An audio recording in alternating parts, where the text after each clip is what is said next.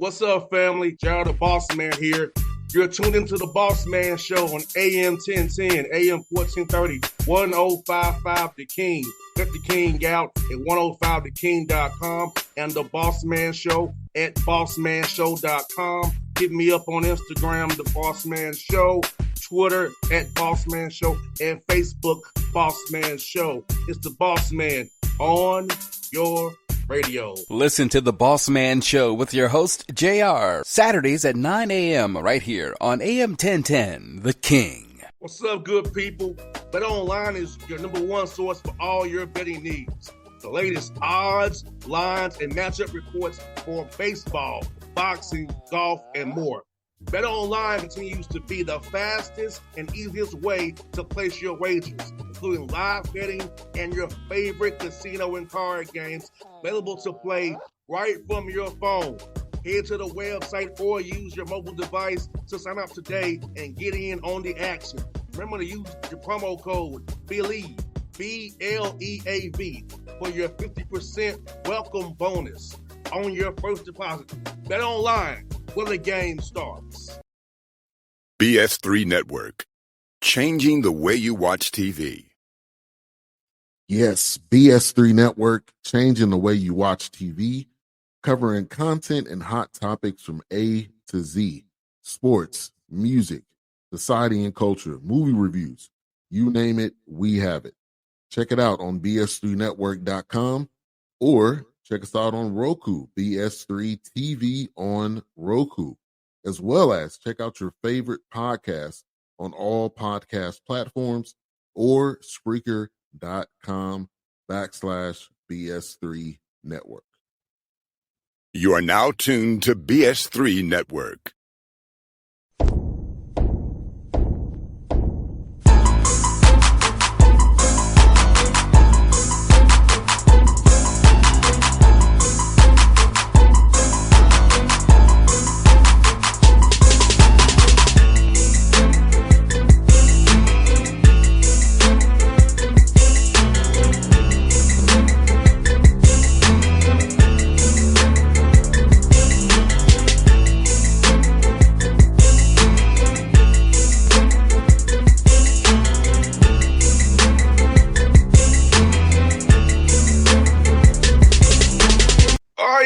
We're back on the Bossman Show, a friend of the show, Abilene Christian Rockets head coach Brette with me on the Bossman Show in the year 4. Brette, good to talk to you, man. How you doing out there, man?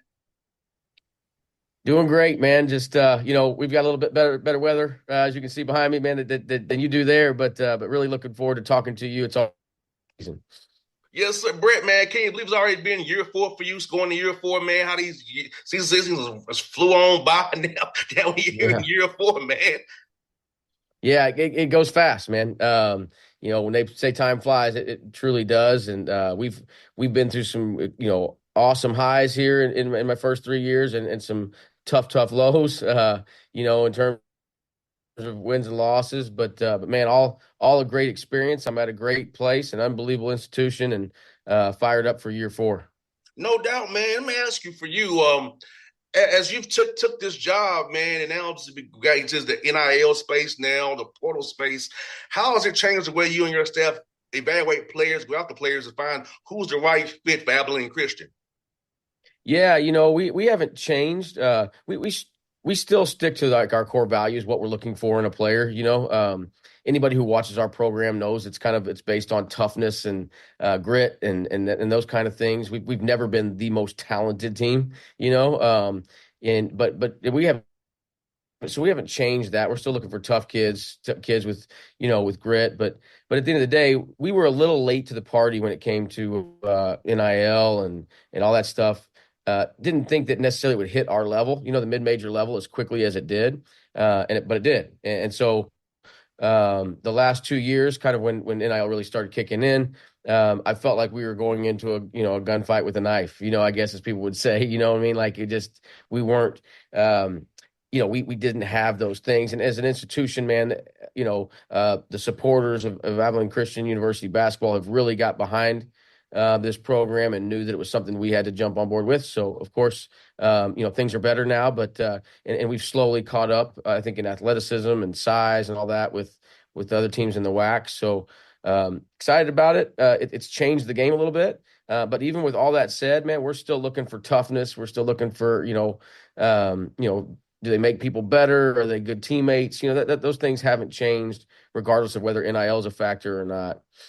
You know, I feel, Brett, too, for fans now and then the donors now who are part of this now, NIL, they feel more part of the program. They used to do that. They would donate money and that would be great. But now putting them in that collective now and knowing that, hey, well, I put into this collective here is really going to help these guys on the court, help you and your staff retain guys, help us win. I feel like it makes the fans feel even more engaged, more part of it now than previous model where that's even though they athletic department and it goes to get split up every which way it does. But now they know that they're actually having a firsthand impact on the program.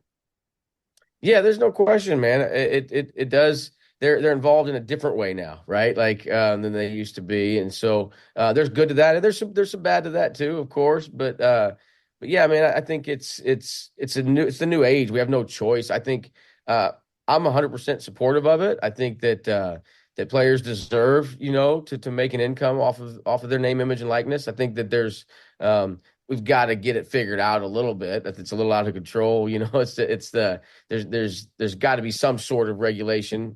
It can't just be 100% free agency all the time. But I think we're heading in the right direction. And I think both, everybody wants it to head in the right direction. So, good things to come and both sides, supporters, boosters, athletes, coaches. I think we're all on the same page of trying to get it to go where it needs to. And Brett, I saw you have 3 freshmen on your roster, man, and talk about that, man, to be able to coach and develop these young guys. And now, as these COVID guys age out now, the premium will come back again of finding great high school players who can really impact. With scholarships probably going to 15 now with this Sullivan, what I'm hearing about. So you have some opportunity to develop some guys on your roster now. Let's talk about finding these three young guys that you got in to be able to coach and develop these young men and teach them about how the Abilene Christian way is. Yeah, I'm excited about our freshmen, and I think that here's the thing: we kind of decided, look, this is the transfer portal, right? So not necessarily NIL, but like the portal. Look, the bigger schools, the Power Four, what have you, whatever you want to call them nowadays, is they're just waiting till the spring, and so they're not attacking the high school ranks like they used to. They're trying to stay old. They've seen the value in that, as a lot of programs like us were going up there and beating them, with older players. They've decided they understand that value. So, but that actually leaves a window for us to go get some maybe more talented young kids, that we couldn't maybe necessarily recruit in the past. And I think that all these guys are examples of that, and so I think my staff did an unbelievable job going out and attacking the high school ranks and getting 3 really good ones to come to ACU. And then it's our job to see if we can develop them and keep them here, But ultimately, if we don't in the future, then that means they did some really good things for us. And so, if they're doing good things for us, other people are going to want them. But now that the COVID kids are kind of done and there's no extra 5th year, we'll see how that affects recruiting. We don't know yet. This is going to be the first year without that extra class, that's jumping into the portal. So, do the bigger schools go back and start recruiting the high school ranks again, or do they continue just without that extra class to try to stay old and, poach from us, I guess, for lack of a better term. But hopefully not, because I'm enjoying it. And these freshmen, I'm excited about them and look forward to their future in our program. 100%. And also, you have some good veterans you can trust as well to help these young men grow into your program and show them the way, know how to practice, know how to eat, know how to go to class, find the right places around campus. It's about how important it is to have those veterans on your roster as well to help these young men and help show the way, kind of strip down that culture from you and your staff down to the locker room, so they can be a player-led locker room rather than being coach-led locker rooms, which we know don't win as much as player-led ones do. Yeah, no, like I'm excited. I think we have the perfect mix on this team of returners, of freshmen, of incoming transfers. I think we kind of hit it. I'm really excited about this team because of that. And I have the right veterans, right? Like the guys that do take care of their bodies and understand the importance of that. The guys that do go to class, the guys that know how we play and believe and are bought in, I guess is the term, to how we do things here. because those are the guys that are setting the standard for the freshmen, right? Or even the incoming transfers. And so with that group of returners, of veterans, along with some transfers that are sprinkled in there in our three freshmen, I'm super excited, man. I was telling my staff the other day, like, I am enjoying practice at a level that I've always enjoyed it, but like at a level that I haven't experienced in a while, because of that. I think that this team has, I mean, we could not win a game all year, but I truly feel like this team has a chance to be good because of our veterans and what they're doing for this program and the talent that we've brought in with our transfers and our freshmen. And no doubt, Brett, and having veterans with great habits, I'm big on habits, so you got to really be consistent with your habits, and having guys who have the right habits on and off the floor is only going to help the team become better, because I have to get in line now. I can't be the one slacking. I got to be on point today because my vets are doing this. If I'm doing it, they're going to call me out. So I think it's great to have vets with great habits, consistent every day, about the process and about winning ways, doing the right things to win on and off the floor. Yeah. Yeah, Leo Bettiol, I'll just use him as an example. He was a redshirt freshman, and when we won 25 games a couple years ago, and made it to the WAC championship game, and fell just short to New Mexico State, who then went on to beat UConn. The last loss UConn's had in the NCAA tournament was a team that beat us, and so like he watched that, he witnessed that, he saw how all of that. That team operated, and he also enjoyed that success. And so those are the things that he saw with his own eyes, and he is now trying to preach to these guys, And I think that we've had a little bit of a lack of that, maybe, I guess, for lack, I don't know how else to say it, but I'm just super excited about Leo, Hunter, and some of those guys truly taking over this group, and because of those habits that you're talking about, understanding winning, understanding what it takes to win. They've seen it, they know exactly what it takes, and now they can teach this younger group coming in how to do it. And Brett, also, man, I look at the size on your roster, man. Your guys is very switchable. Talk about having guys who can switch 1 through 5 and with ball screen coverage to get over things you can get on defense now with guys of light size, with length as well. So you can really defend like crazy out transition and play fast, where I know that you love to do. Yeah. Anybody who knows anything about our program knows that defense is a big part of what we do. We typically lead the country in a number of defensive categories every year. As we moved up, from the Southland into the WAC, that's the thing that we ran into a problem with. It was the size on the roster, and so it's taken us a couple of years to finally get caught up to that. But man, we're back. And that's one of the things I'm so excited about, is as we're in practice, we're switching more. We're doing some more of those things that we used to do. That the last couple of years I had to kind of get away from, just due to size. And so, man, like our defense, I think, is going to be back to causing problems and for people, and creating havoc and pressure and and panic, I guess, on our opponent's part, which is kind of what we do, because we can switch and we can fly around and we can do some of those things that we haven't been able to do necessarily the last couple of years. No doubt, man. And, and trying to win these close games in March, man, in conference, the defense is what travels, and having, like you said, the length, the guys can wreak havoc, cause that conflict, that confusion, man, and getting out of transition and getting the rebound and getting that on the break. Because I both know pressure's not over till you get the rebound. So having that size is going to be very important, and also helps you win close games. So talk about that piece as well, man. Teaching guys how to win close games and staying attention to detail when it gets tough, and not folding in those tight moments where adversity may strike late in a ball game.